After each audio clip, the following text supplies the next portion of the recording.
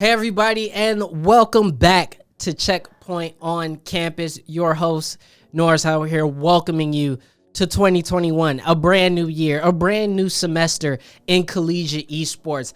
As always, I am joined by Jacob Brothers, our Galaxy brain and in-house Overwatch expert. Jacob, welcome to the Terror Dome known as 2021. How are you? I am doing pretty great. I'm excited for the new year of the video game sports.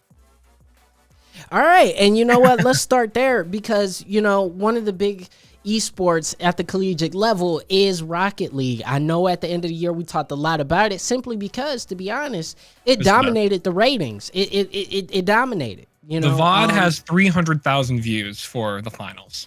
Like it's getting what it should. Absolutely. Psyonix has put the effort into it. They've put the resources behind it, and it's paying dividends. But you guys didn't come here to see us wax poetically about all the corporate foolishness that goes into making the product good. You want to hear about the players. You want to hear about the game.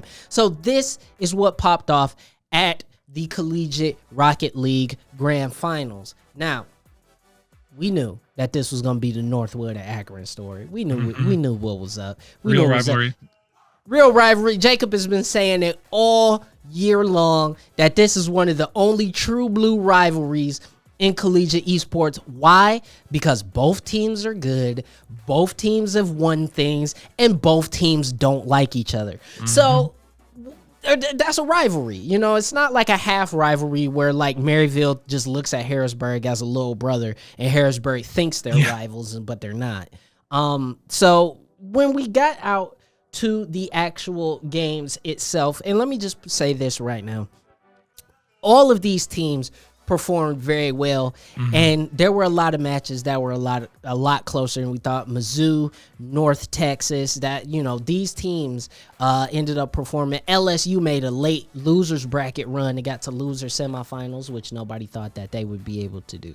LSU performed very well as well, but the real story starts at winners finals, and at winners finals, Northwood was able to knock down Akron in a sweep. A full-blown sweep. Knocked them down to the losers bracket where they had to face Mizzou. Now, Jacob, if you were Akron, knowing that you were probably going to have to play Northwood once, maybe twice, to win out, do you think maybe that first match they had a little bit of jitters and were a little weird? Because, a 4-0 for Akron, that's uncharacteristic. Yeah, 100%. I just don't think they were ready. Even though they played Northwood so much, they weren't ready for that initial matchup. And once they lost, then you go into revenge mode. Then you're like, well, now it's a revenge story because now we got to get back and now we have to beat them even better. Which is essentially what they did.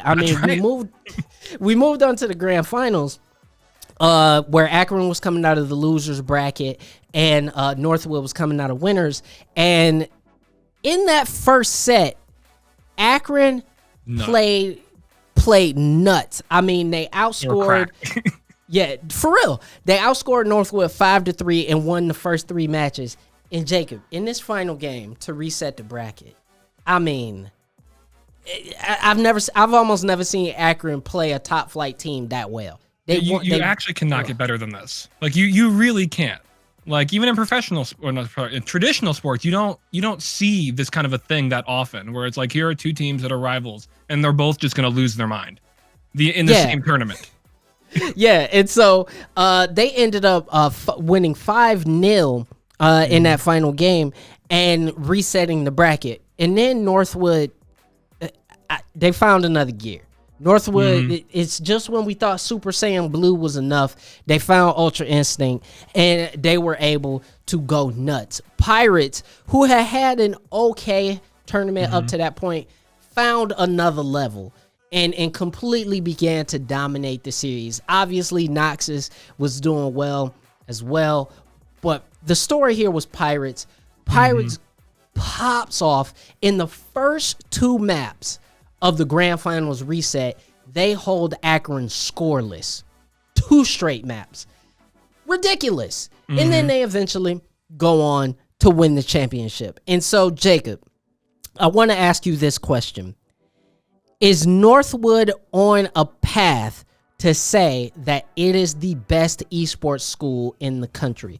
We know Maryville has the proven track record for many years, but Northwood in 2020 came out of nowhere, pandemic year, a year where a lot of things were weird, and they've built a program that is succeeding at almost all fronts. Is this a school, in your opinion, that you think is setting itself up to become the top school in the country?